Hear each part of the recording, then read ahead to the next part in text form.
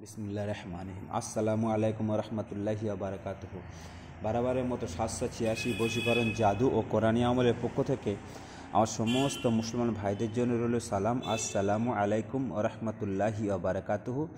আর আমার অন্যান্য ধর্মের ভাইদের জন্য রইল প্রীতি, শুভেচ্ছা ও বুক ভরা ভালোবাসা। আমার এই থাম্বনেলটা দেখে আমার দেশ এবং বিদেশ থেকে যেসব ভাইরা ভিডিওটা দেখছে, প্রত্যেক ভাইরা বোনেরা দেখছে, প্রত্যেক ভাই বোনেদের জন্য রইল প্রীতি, শুভেচ্ছা ও বুক ভরা ভালোবাসা। আশা করি আল্লাহ তাবারক তাআলা আমাদেরকে এবং তোমাদেরকে, আল্লাহ তাআলা যত বান্দা আছে, যত মখলুক আছে, আল্লাহ তাআলা সবাইকে সুখে সালামত রাখুক। আর প্রত্যেকের জায়েজ কামনাকে আল্লাহ তাবারক তাআলা পুরো করে দিক ইনশাআল্লাহ। কেন আল্লাহ তাআলা অতি দয়াময়। আল্লাহ তাআলা তার বান্দাদের মুখের দিকে তাকিয়ে থাকে। বান্দা কখন আল্লাহ তাআলাকে একবার আল্লাহ বলে ডাকবে, আর আল্লাহ তাআলা তার বান্দার জরুরতকে পুরো করবে। শর্ত হতে হবে, হালাল নিয়ত হতে হবে, আর পাক জবান হতে হবে। যে ব্যক্তি হালাল খায় না, তার কথা আল্লাহ তাআলা অনেক সময় তার দাবি পূরণ করে। সেই জন্য ভাই দেখো, আজকের এমন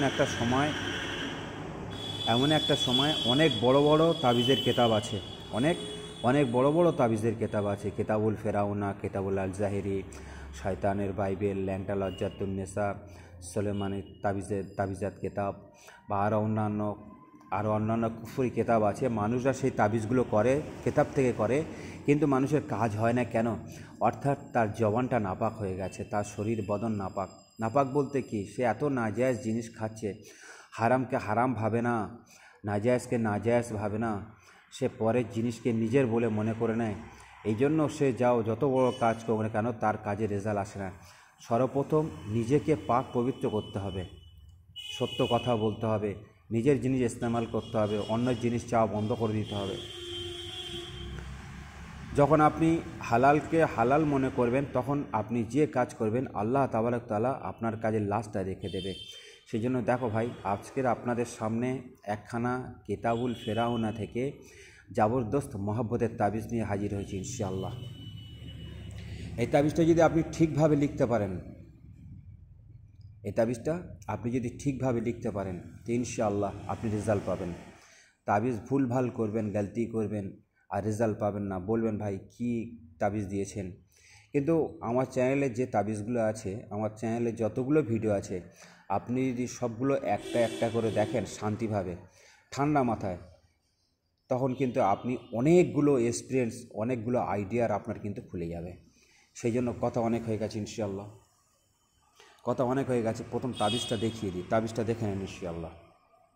তাবিজটা খুব সুন্দর করে দেখে নেন। দেখে নিয়েছেন ইনশাআল্লাহ। দেখে নেওয়ার পরে এবার আসুন কীভাবে তরিকাটা সুন্দর করে বুঝিয়ে দিই। সর্বপ্রথম আপনি এটা সুন্দর সাদা কাগজে উপর মেশক জাফরান দিয়ে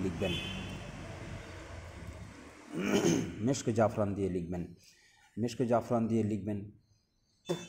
পারলে বাঁশের কলম কিংবা ময়ূরের পাখনা কিংবা কোনো ডালিম গাছের ডাল দিয়ে সুন্দর করে কলম তৈরি করে নিয়ে লিখবেন। কিন্তু কলমটা কিন্তু আপনার জাগিয়ে নেবেন ইনশাআল্লাহ, কারণ আপনারা সব তো কাজ করেন ইনশাআল্লাহ। কলমটা জাগিয়ে নেবেন, সুন্দর করে তাবিজটা লিখবেন। তাবিজের নিচে আরবি থেকে নাম লিখবেন। যদি কোনো মেয়ে ছেলের জন্য আপনি কাজটা করেন, তখন লিখবেন, যে মেয়ে ছেলের জন্য কাজটা করবেন সেই মেয়ে ছেলের নামটা প্রথম লিখবেন, ফালান বিন্ত ফালান। ফালানের জায়গায় সেই মেয়ের নাম, বিন্ত দেবেন, যে মেয়ের মায়ের নাম দেবেন। যে আলাহুফ, যে ছেলেটা এসছে আপনার কাছে পড়তে, সেই ছেলের নাম দেবেন। বিন দিয়ে ছেলের বাবার নাম দেবেন, দিয়ে লিখবেন মহব্বত সুদ। তার নিচে লিখবেন আল আজাল আসাদ লিখে দেবেন ইনশাআল্লাহ। তার নিচে লিখবেন, এবার বাংলা থেকে লিখবেন বা আপনার যে ভাষায় জবান হোক, হে এই তাবিজের মোয়াক্কেলাত খাদেম ঘুমন্ত দাস প্রহরীরা, অমুকের মেয়ে অমুক অথবা অমুকের ছেলে অমুককে 24 ঘন্টার মধ্যে প্রেমে পাগল করে অমুকের ছেলে অমুকের কাছে হাজির করিয়ে দাও।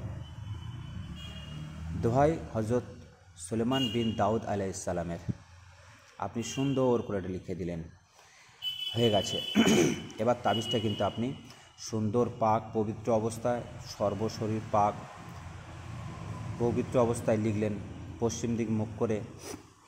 লেখার পর ওই তাবিজের উপর 11 বার দরুদ শরীফ পড়ে ফুঁক দেবেন, দিয়ে লাস্টে আবার ওই নামটা বলবেন। বলার পর আপনার তাবিজ কিন্তু রেডি হয়ে গেছে। এবার দেখুন আমি যে আটাটা দেখাচ্ছি, এই আটাটা দেখছেন, আটার গুলি তৈরি করবেন। গুলি তৈরি করে 6খানা গুলি তৈরি করবেন। হ্যাঁ, তাবিজ লিখবেন কখানা? তাবিজ লিখবেন 1খানা নদী ভাসাবার, 1খানা কবরের গাঁড়ার, 1খানা তার চলাচলের গাড়ার, 3খানা পোড়ানো, 1খানা গাছে ঝোলানো, হিসাব করে লিখবেন। 1খানা নদী যেটা ভাসাবেন, আটার তাল নেবেন, আটার একটা রুটির মতো যেভাবে রুটি তৈরি করে তাল তৈরি করে তার মধ্যে দিয়ে দরিয়া বা নদীর যতটা মিডিলে ফেলে দেবেন। যদি অসম্ভব হয় তাহলে বড় বড় যে পুকুরগুলো মাছ চাষ করে, বড় মাছ, সেই পুকুরে দেবেন। তাহলে 1খানা হয়ে গেছে। 1খানা সুন্দর করে মুড়ে পুরানো কবরস্থানে পুঁতে দিয়ে আসবেন। 1খানা সুন্দর করে মুড়ে গাছে ঝুলিয়ে দেবেন, থাকবে 3খানা। একদিন আপনি পড়ালেন রাতে, ঠিক রাত 11টার পরে যখন মানুষ শুনশান হয়ে ঘুমিয়ে পড়বে, তখন চামলির তেল নিয়ে চেরাকে দিয়ে পড়াবেন। প্রেমিকের বাড়ির দিক মুখ করে পড়াবেন। আবার একদিন বাদ দেবেন, আবার একটা পড়াবেন, আবার একদিন বাদ দেবেন, আবার একটা পড়াবেন। 6 দিন। চেরাক আপনি নতুন চেরাক ইউজ করতে পারেন। নতুন চেরাক ইউজ করতে বলতে প্রথম তো আপনার নতুন কিনে আনতে হবে। এনে আপনি প্রথমে তাতে জ্বালিয়েছেন, তার পরের দিন বাদ দিয়ে ফের তার পরের দিন যখন জ্বালবেন ওতে ইউজ করতে পারেন। আর নতুন যদি কিনে এনে চামড়ির তেল দিয়ে পোড়াতে পারেন, আলহামদুলিল্লাহ। আপনি তাবিজটা খুব সুন্দর করে জাগিয়ে নেবেন, কারণ এটা কেতাউল ফেরাউনার তাবিজ। এটা কিন্তু আপনি হয়তো ছোটো স্লো মোশন নেবেন, কিন্তু আপনার কাজ হবে না। যাক, এর পরের কথাটা পরে বলছি ইনশাআল্লাহ। আমার চ্যানেলটা দেখে আসবেন, ঘুরে আসবেন। আর যেসব ভাইরা আমার এই চ্যানেলটা দেখছে, সাবস্ক্রাইব করবেন এরকম ভালো ভালো ভিডিও পাওয়ার জন্য। আর লাইক করবেন, কমেন্ট করবেন ইনশাআল্লাহ। হ্যাঁ, তারপরে এবার যে কথাগুলো বলি, আপনি তাবিজটা ইউজ করলেন, পোড়ালেন, 3 দিন পোড়ানো হয়ে গেছে। পোড়ানো হয়ে যাওয়ার পর, যখন পোড়ানো হয়ে গেছে, ওই ছাইটা কিন্তু আপনি সংগ্রহ করে রেখে দেবেন। ওই ছাইটা নিয়ে গিয়ে যদি চেষ্টা করবেন কোনো শ্মশানে ছড়িয়ে দেবেন। দেয়ার বলে আসবেন, হে শ্মশানে যে শয়তানরা, এই তাবিজ যে আমি ছড়িয়ে দিয়েছি ছাই, অমুকের মেয়ে অমুককে, অমুকের ছেলে অমুকের প্রেমে দিওয়ানা করে ওর কাছে 24 ঘন্টার মধ্যে হাজির করিয়ে দাও। যদি শ্মশানে না পারেন তাহলে কবরস্থানে যাবেন। প্রথম শ্মশানে চেষ্টা করবেন, না হলে খ্রিস্টানদের কবরে যাবেন, এরকম ছড়িয়ে দিয়ে এই কথাটা বলবেন। তারপরে যদি একান্ত খ্রিস্টানদের কবরস্থানে না হয়, তারপর আপনি আবার মুসলমানদের কবরস্থানে যাবেন। তবে যেখানে তাবিজটা পুঁতেছেন সেখানে নয়, তাছাড়া অন্য জায়গায় ছড়াবেন। ছড়াবার পরে এটা বলে আসবেন, হে তাবিজের, হে কবরে হামজাতরা, আমি এই